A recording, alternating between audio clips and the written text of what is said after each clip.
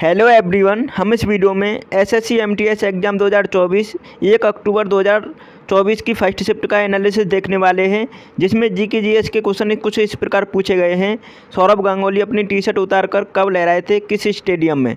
दूसरा क्वेश्चन पूछा गया है, हॉर्नबिल फेस्टिवल कहाँ पर मनाया जाता है। तीसरा क्वेश्चन पूछा गया है, चार्टर्ड अधिनियम कब आया था। चौथा क्वेश्चन पूछा गया है, इनमें से अरविंद अडिगा की पुस्तक कौन सी नहीं है। इंस्पायर्ड का एंटीनॉम्स क्या होगा, सिनोनिम्स क्या होगा। कुछ इस प्रकार क्वेश्चन पूछे गए हैं। और भी क्वेश्चन हैं जो आपको जानने चाहिए, तो इस वीडियो को कंप्लीट देखना जो आपको इस वीडियो में पूरा सटीक एनालिसिस देने वाले हैं। तो चलिए देख लेते हैं पहले क्वेश्चन से। सौरभ गांगुली अपनी टी शर्ट उतारकर कब लहराए थे। चलिए देख लेते हैं इसका आंसर क्या है।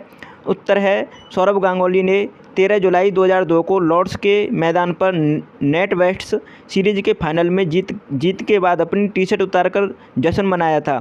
इस घटना को भारतीय क्रिकेट इतिहास का यादगार पल माना जाता है। वेरी इंपॉर्टेंट क्वेश्चन है और ये पूछा गया है आपकी परीक्षा में आज की। और इस घटना के पीछे की वजह है, इंग्लैंड में खेली गई ट्राई सीरीज से पहले इंग्लैंड की टीम ने भारत का दौरा किया था और टीम को हरा दिया था। उस सीरीज में भी गांगुली ही टीम के कप्तान थे। गांगुली ने अंत में इंग्लैंड में मैच जीतकर अपने बदले को पूरा किया था, तो इसलिए उन्होंने टी शर्ट उतारकर लहराई थी। दूसरा क्वेश्चन पूछा गया है, हॉर्नबिल फेस्टिवल कहाँ पर मनाया जाता है। ये वेरी इंपॉर्टेंट क्वेश्चन है, कई बार परीक्षा में पूछा गया है। हर बार एसएससी की परीक्षा में आता है और देखो इस बार भी एसएससी की परीक्षा में पूछ लिया गया है। तो हॉर्नबिल फेस्टिवल कहाँ पर मनाया जाता है, ये नागालैंड राज्य में मनाया जाता है। और कब से कब तक मनाया जाता है, चलिए देख लेते हैं इसके बारे में। हॉर्नबिल फेस्टिवल हर साल 1 से 10 दिसंबर तक पूर्वोत्तर भारत के नागालैंड में मनाया जाता है। इसे त्योहारों का त्यौहार भी कहा जाता है। वेरी इंपॉर्टेंट क्वेश्चन है। ऐसे भी पूछा जा सकता है, किस फेस्टिवल को त्योहारों का त्यौहार भी कहा जाता है, हॉर्नबिल फेस्टिवल को। तो ध्यान दीजिएगा, हॉर्नबिल फेस्टिवल को कहा जाता है महत्व नागा विरासत और परंपराओं की समृद्धि को संरक्षित करने, बनाए रखने और बढ़ावा देने के लिए मनाया जाता है हर साल। तो इसे ध्यान रखेंगे। और 1 से 10 दिसंबर को मनाया जाता है। अब नेक्स्ट क्वेश्चन क्या पूछा गया है, ये वेरी इंपॉर्टेंट क्वेश्चन है और ये पूछा गया है आपकी परीक्षा में। चार्टर अधिनियम कब आया था। चार्टर अधिनियम एक्ट 1813 में आया था। अगर आपकी ऑप्शन में 1813 था तो आपका करेक्ट आंसर था। आपने अगर सही लगाया है तो आपका सही आंसर है। यह यूनाइटेड किंगडम की संसद का एक अधिनियम था।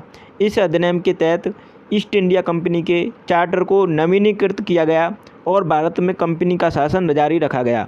हालांकि चाय और अफीम के व्यापार और चीन के साथ व्यापार को छोड़कर कंपनी का वाणिज्य का एकाधिकार खत्म हो गया था। इस अधिनियम ने सबसे पहले भारतीयों की शिक्षा के लिए 1 लाख रुपये स्वीकृत किए। तो इस बात को ध्यान रखना, और ये 1813 में आया था। चौथा क्वेश्चन क्या पूछा गया आपकी परीक्षा में, इनमें से अरविंद अडिगा की कौन सी पुस्तक नहीं है। देखो ऐसे नहीं पूछा गया है डायरेक्ट कि इसमें से अरविंद अडिगा की कौन सी पुस्तक है। अगर ऐसे पूछता तो बहुत से स्टूडेंट तुरंत लगा देते आंसर, लेकिन इसमें फंस जाते हैं। अब देखो सभी पुस्तक आपको पता होनी चाहिए, तभी आप आंसर लगा पाए होंगे। तो यहाँ पे देख लेते हैं, द वाइट टाइगर। आपका देखो ऑप्शन में आपको दिखा देता हूँ कितनी पुस्तक अरविंद अडिगा ने लिखी हैं अब तक।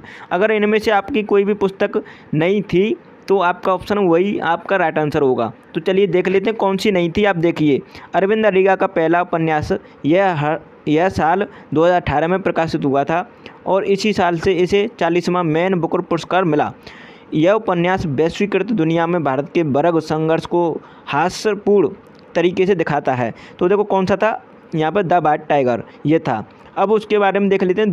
दूसरा क्या था, एक तो द वाइट टाइगर था, अगर वो नहीं था आपके ऑप्शन में तो और बताइए आप। बिटवीन द असेसिनेशंस ये भी था। तो यहाँ पे यह भारत के एक काल्पनिक तटीय शहर में स्थापित लघु कहानियों का संग्रह है। यह साल 2009 में प्रकाशित हुआ था। ये 2009 में प्रकाशित हुआ, ध्यान दीजिएगा। और नेक्स्ट देख लेते हैं, ये भी था क्या, लास्ट मैन इन टावर। यह अरविंद अडिगा की तीसरी किताब है। यह साल 2011 में अमेरिका में प्रकाशित हुई थी। तो ये भी थी क्या। अगर ये नहीं थी तो आप बताइए। सिलेक्शन डे भी ऑप्शन में थी।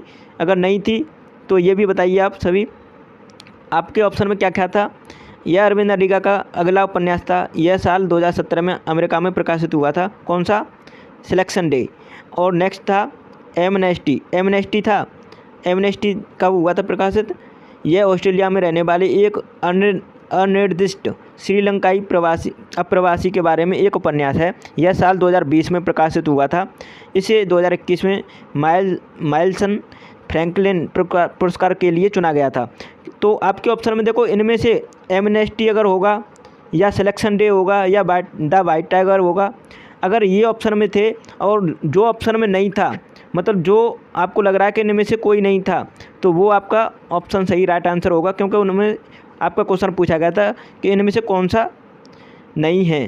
ठीक है, अब 5वां क्वेश्चन क्या पूछा गया है, ये भी आपकी परीक्षा में पूछा गया है।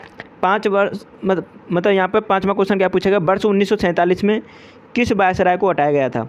तो वर्ष 1947 में किस वायसराय को हटाया गया था, क्या आपकी परीक्षा में इसी तरह क्वेश्चन पूछा गया था।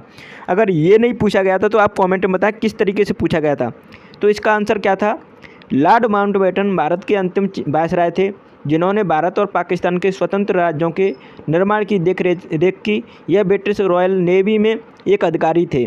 वे भारत के अंतिम वायसराय और स्वतंत्र भारत के पहले गवर्नर जनरल थे।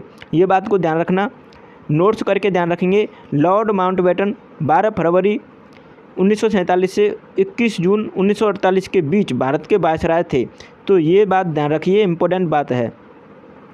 अब इंग्लिश का क्वेश्चन क्या पूछा गया था आपकी परीक्षा में, इसे भी देख लेते हैं। These are synonyms for word inspired. आपको आपकी परीक्षा में पूछा गया था इंस्पायर्ड का सिनोनिम्स पूछा गया था या एंटीनोम्स, आप कमेंट में बताएं। तो सिनोनिम्स देख लेते हैं क्या क्या थे इसके।